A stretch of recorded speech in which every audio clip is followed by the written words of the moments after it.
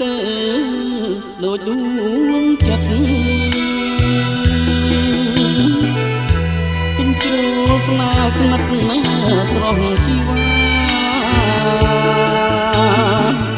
តែអស់សង្ឃឹមក្នុងចិន្តាគ្រោះហួហត់ថានឹងត្រក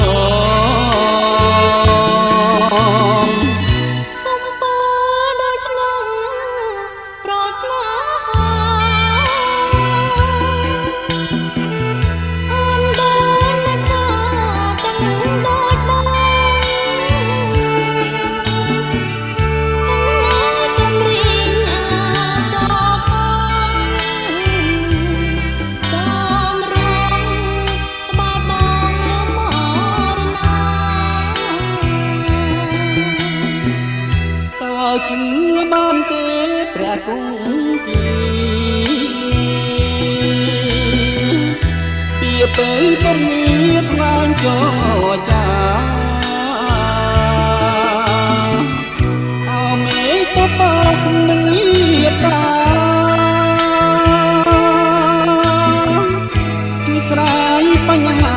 ខ្ញុំនេះ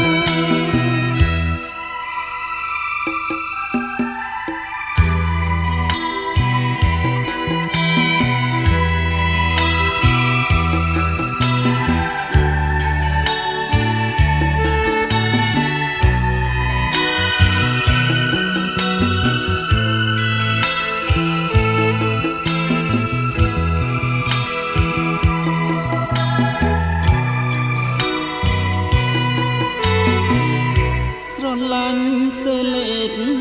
ក្រេតមិនហា